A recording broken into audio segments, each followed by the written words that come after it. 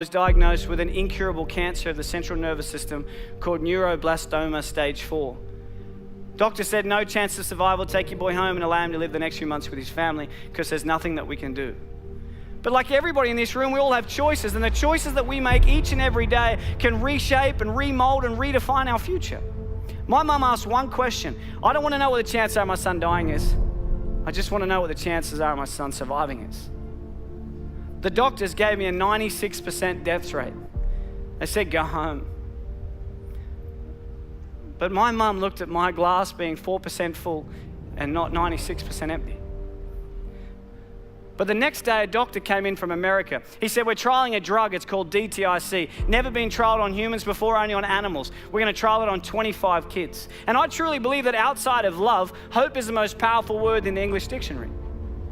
This instilled hope into our lives. We started this drug 9 a.m. Tuesday morning. Within 1 month, 20 out of the 25 kids had passed away. Within 90 days, 24 out of the 25 kids were dead. My mum, she would sit there and she would watch a doctor come in and zip up a body bag and wheel them out because of the same drug that she chose to put me on. I say to people all around the world that I'm one of the lucky ones, but I never say I'm one of the lucky ones because I'm still alive. I say I'm one of the lucky ones because I wasn't my mum. My mum had it tough. She had to make a choice to inject the drug into a child that has killed everybody that had ever taken it, until one day I was finally allowed to go home. The doctor said to my mum, your son, he will never go to school, he will never play sport, he'll be a housebound baby, and if he reaches his teenage years, it'll be a miracle. But we believed in miracles. And my mum wanted my dreams to come true. When I was lying in hospital, my mum bought me a Velcro glove and a Velcro ball. And she'd sit at the end of the bed and she'd lob the ball to me. I'd catch it and I'd throw it back till she gets further and further away, until eventually I said to her, I have a dream, and that dream is to one day play baseball in America. And people laughed at me. Nobody in your life will tell you what you can do. They'll only ever tell you what you can't do. My dream was to play baseball in America, and I wanted to do everything in my power to make sure that happened. And there was a lot of hiccups along the way. A lot of hiccups.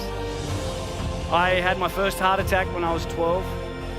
I had glandular fever, I had bacterial meningitis. But people kept telling me I wouldn't do it.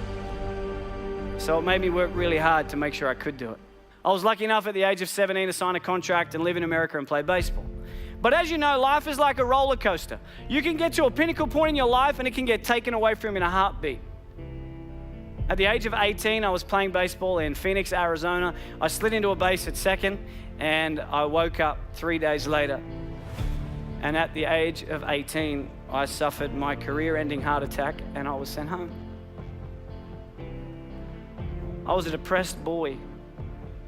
I thought life wasn't fair. And I would pray every night, but I wouldn't wake up in the morning.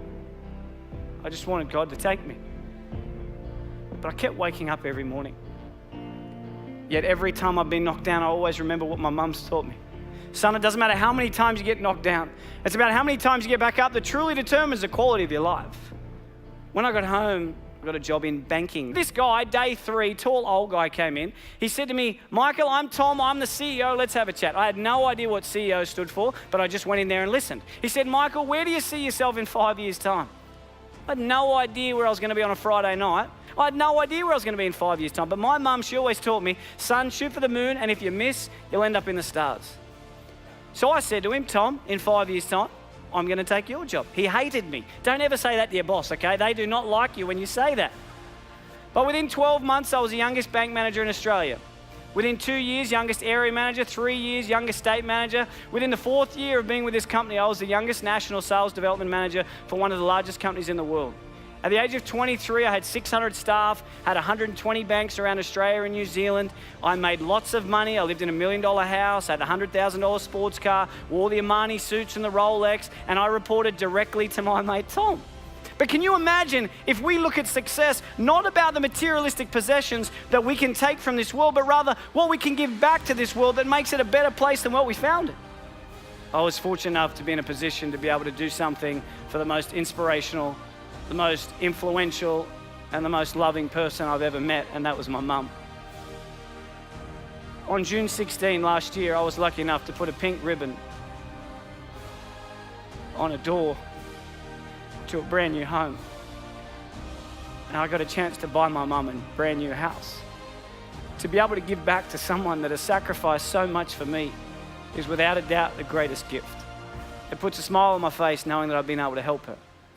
And when I was 7, I heard through the curtains the doctor say to my mum, he will never go to sport, he will never play baseball, he will never ever go to school, and if he reaches his teenage years, it'll be a miracle. And my mum, she walked out, and I said to her as if I didn't hear, what did the doctor say? And she said, everything's gonna be okay, son. When I was 12, I had a heart attack, and the doctor said to my mum, he will never play sport again. She walked out, and I said, what did he say? And she said, everything's gonna be okay, son. And earlier this year, I finally got a chance to return the favor. Unfortunately, earlier this year, the doctors found 4 tumors in my throat. I've never seen my wife cry so much in all my life.